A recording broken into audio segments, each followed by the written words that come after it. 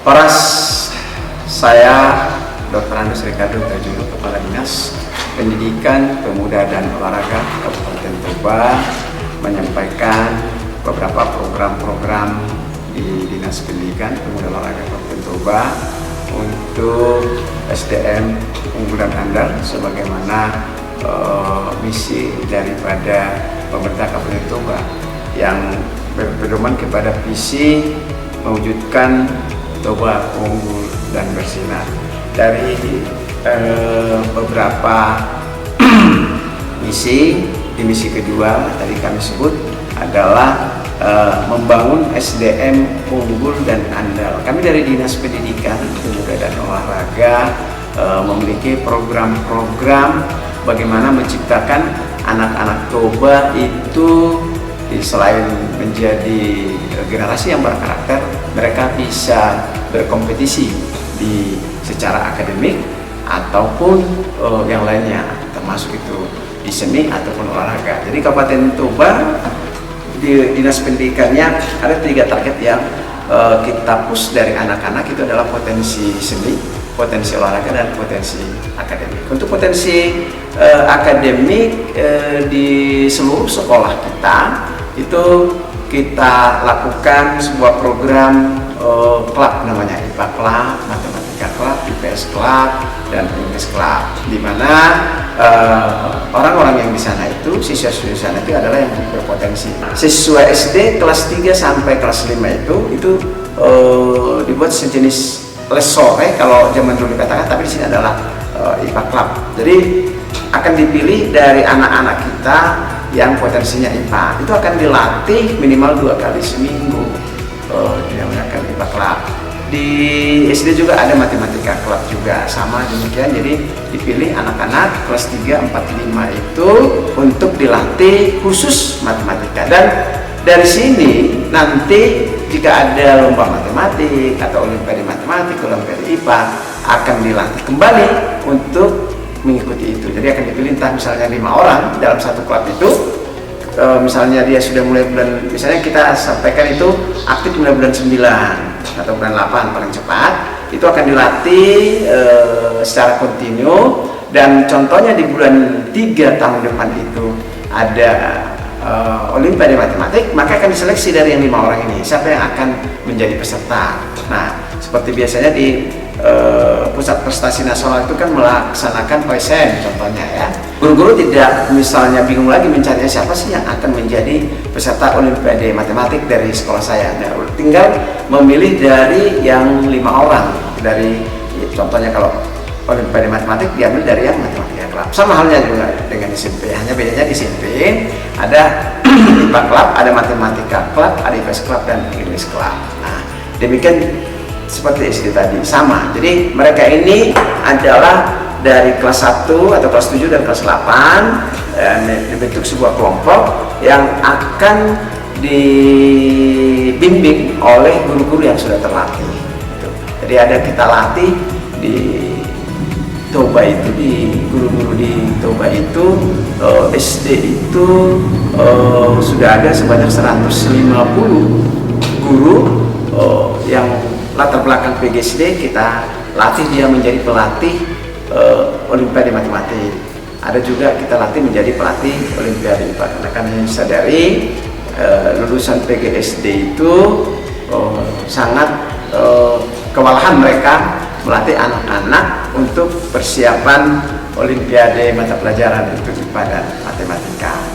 Nah, selanjutnya program kita juga untuk menciptakan siswa yang berkompetisi itu adalah seperti yang disampaikan Pak Bupati, bahwa ada 2 SMA unggul di Kabupaten Toba, yaitu SMA Unggul DL dan SMA Asrama Yayasan Tunas Bangsa, SMA Negeri 2 Bali itu harus menjadi dominan siswa dari Toba. Nah, untuk mencapai itu ada beberapa program kita lakukan untuk itu. Sebagaimana perintah beliau, kita sejak di SMP ini sejak kelas 7 mereka sudah dibuat kelas unggulan, ada diskriminan itu istilahnya.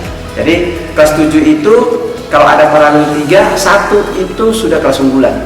Nah, Jadi ini kelas unggulan ini akan dibuat treatment berbeda dengan kelas lain. Kenapa? Karena memang mereka ini dilatih untuk bersaing nanti setelah mereka mencapai kelas 9. Nah, mereka akan bersaing. Jadi seperti tahun ini itu ada sebanyak 800-an lebih ya yang ikut ke SMA Unggul Del atau SMA Asrama Yayasan Tunas Bangsa SMA Negeri 2 itu. Jadi di lulus akademik itu sebanyak 125 tambah 93, jadi ada sebanyak 200-an lebih yang lulus di sana. Nah, itu adalah tidak lain dari program kita yang membuat misalnya mulai kelas 7 mereka kelas unggulan, kelas 2 juga, kelas 8 juga kelas unggulan, kelas 9 juga kelas unggulan. Jadi di kelas 9 juga mereka kelas unggulan sekitar 2 bulan mau mencapai ujian di SMA Unggul ini. Kita ada lagi program fokus. Nah, program fokus ini mereka akan kita bimbing atau kita ajarkan hanya bidang studi yang akan diuji nanti di seleksi SMA Unggul. Contoh matematik, IPA, bahasa Inggris dan IPS, dan bahasa Indonesia kita masukkan juga. Nah, itu program fokusnya. Namun sebelum itu juga anak-anak kita juga mengikuti tryout secara gratis. Ya, tahun ini kita lakukan tryout yang memang tryout ini kerjasama kita dengan SMA Unggul Del. Jadi kenapa kita kerjasama dengan SMA Unggul Del? Karena kami yakini susunan soal yang akan disampaikan oleh SMA Unggul Del itu di dalam tryout itu barangkali ya tidak begitu jauh barangkali nanti dengan susunan soal yang akan disampaikan mereka pada saat seleksi SMA Unggul Del. Ada juga memang kerjasama kita dengan SMA Yasop itu adalah sebenarnya, atau tadi SMA Asrama Yayasan Tunas Bangsa atau Yasop sering disampaikan, itu adalah kerjasama pelatihan kesemaptaan. Jadi dua SMA ini saling menopang kami untuk mempersiapkan anak-anak kita masuk ke SMA Unggul. Jadi setelah itu tentu kami akan memonitoring mereka setiap melakukan pelatihan-pelatihan itu. Nah, untuk pembangunan fasilitas di sekolah-sekolah kita, jadi kami ingin sampaikan bahwa ada peningkatan penggunaan dana APBN ya, karena kami meyakinkan bahwa di pusat itu banyak dana yang perlu kita komunikasikan untuk hadir di Kabupaten Toba. Kami tidak hanya mengandalkan APBD karena kami tahu APBD itu sangat terbatas. Tahun 2022 itu dana alokasi khusus pendidikan di Kabupaten Toba itu hanya 5M. Nah, kita komunikasikan ke kementerian tahun 2023 dan ada kita berhasil menjadi 15M, dan inilah yang kita lakukan untuk memperbaiki fasilitas-fasilitas sekolah, fasilitas-fasilitas pendidikan di Kabupaten Toba, termasuk untuk rehabilitasi ruangan, termasuk itu untuk pengadaan sanitasi itu adalah toilet, karena hasil monitoring kami masih banyak sekolah kita memang yang belum memiliki sanitasi yang layak lah. Jadi tapi setelah tahun 2003 yang kita dapat 15M dan alokasi khusus kita itu sudah lumayan untuk membantu para sekolah kita mendapat sanitasi yang baik, yaitu toilet. Dan tahun 2024 ini kita mendapat sekitar 38 dana alokasi khusus. Nah, ini 38 ini bergulir ke seluruh sekolah di Kabupaten Toba, memperbaiki fasilitas-fasilitas pembelajaran, termasuk itu ruangan, termasuk itu moduler, termasuk juga itu sanitasi yang saya sampaikan tadi.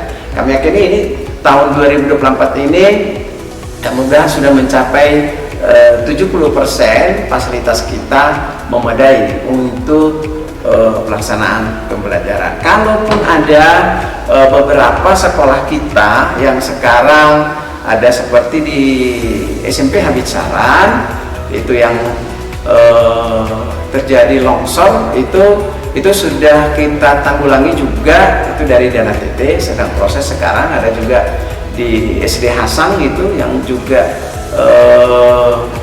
roboh ruangannya karena longsoran tanah. tahun 2003 itu yang lalu udah kita lakukan di situ tapi kurang maksimal. Kita akan tambah lagi tahun ini. Itu akan kita lakukan di tahun ini untuk memperbaiki beberapa sekolah, termasuk juga ada di Nassau dan juga ada 2 di Revolusi.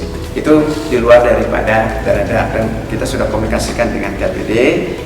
Mudah-mudahan tahun ini bisa kita laksanakan.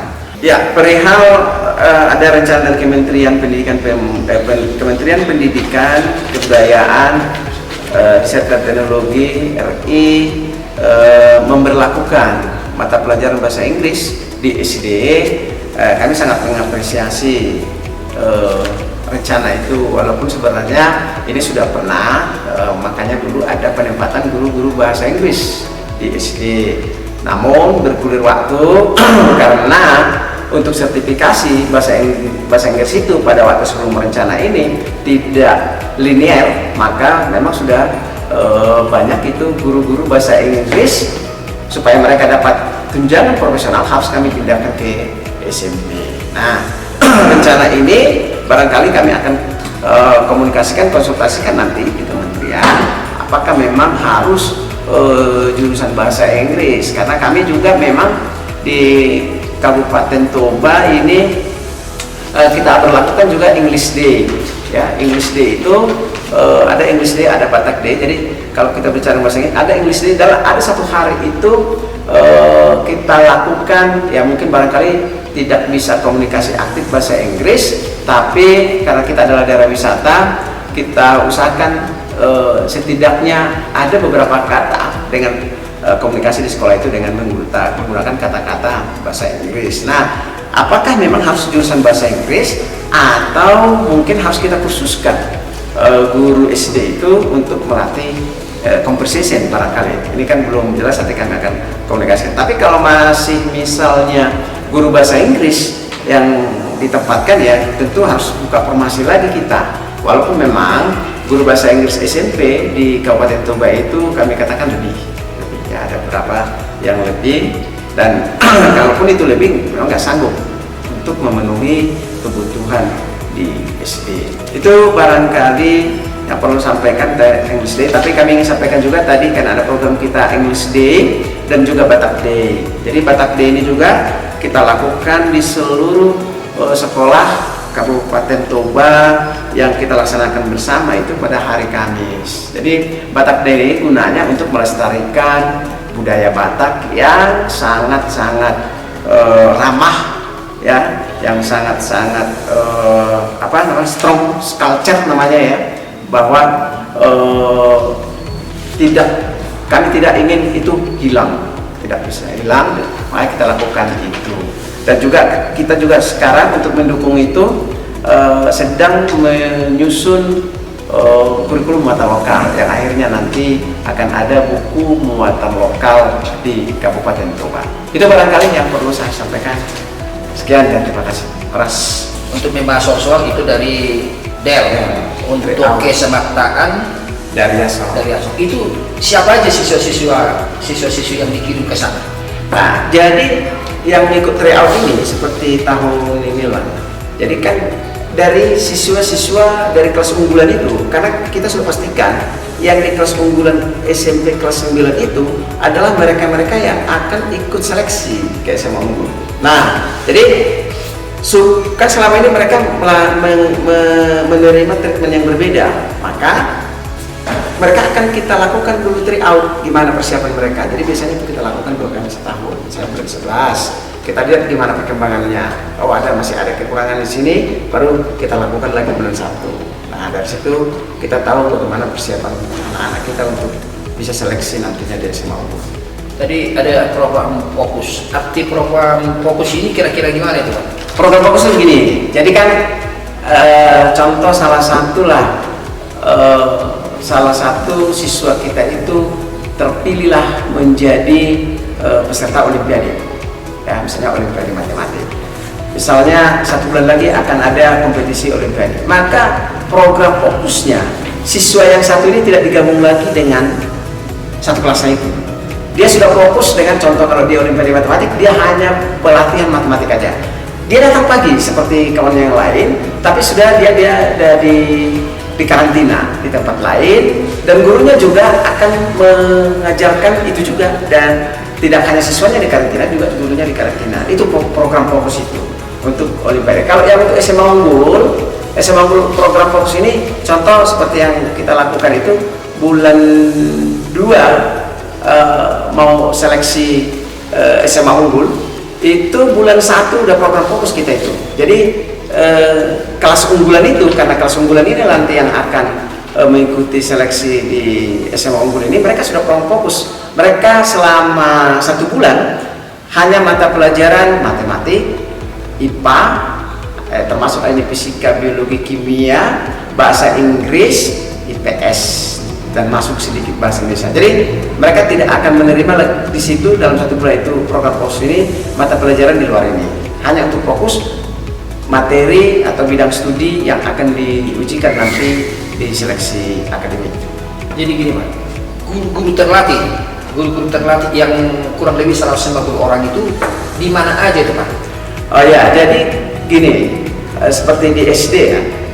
Di SD kan pada umumnya mereka ini adalah yang di negeri ini adalah lulusan PGSD yang tahu semua. Jadi kalau di SD itu kan wali kelas yang mengajar, dia yang mengajarkan matematik, dia yang mengajarkan bahasa Indonesia, dia yang mengajarkan IPS. Nah, kalau kita mau mempersiapkan Olimpiade nggak akan sanggup.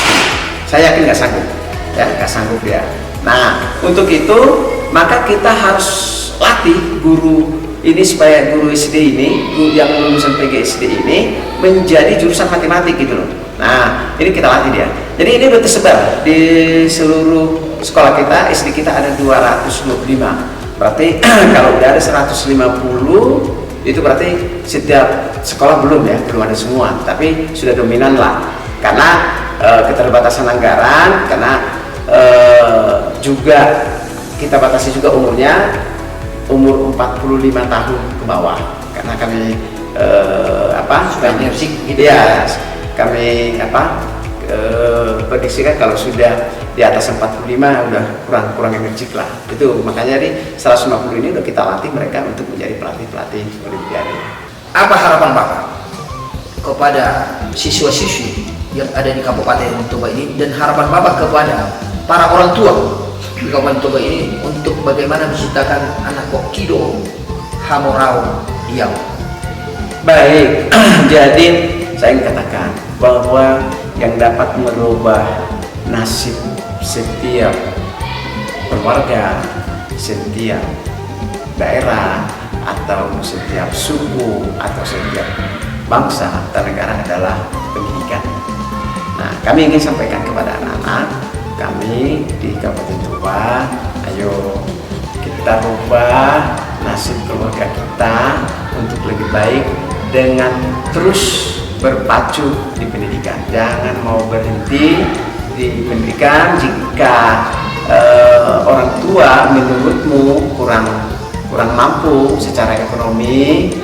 Di sini Pak Bupati kita, pemerintah Kabupaten Toba mempersiapkan beasiswa untuk anak-anak kami, bagaimana supaya bisa melanjut. Tapi memang kami khususnya yang mau ke SMA Unggul, memang saat kami tahu banyak siswa-siswa Toba itu yang ingin melanjut di SMA Unggul, namun karena biaya yang begitu berat sehingga mengurangi niat. Nah, kami dari pemerintah Kabupaten Toba sebagaimana anjuran Pak Bupati, kita menopang itu. Nah, seperti tahun yang lalu juga, tahun sebelumnya, seluruh siswa Toba yang menjadi siswa SMA Unggul, baik di DEL, baik di YASOK itu, pemerintah Kabupaten Toba memberikan bantuan kepada orang tua dalam pendaftaran pertama itu sebesar 5 juta.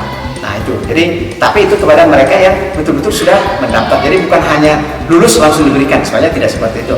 Tapi 5 juta itu tujuannya bukan hanya sebagai hadiah begitu, tapi memang betul-betul bisa membantu meringankan orang tua untuk pendaftar pertama. Nah, bagi orang tuanya yang tidak sanggup untuk menyekolahkan di sana, kami dari pemerintah Kabupaten Toba akan mencari dana, dan itu sudah kita lakukan tahun 2020 kita lakukan, 2030 kita lakukan, bahwa mereka bisa kok sekolah terus dengan beasiswa dari beberapa perusahaan menopang mereka hingga saat ini.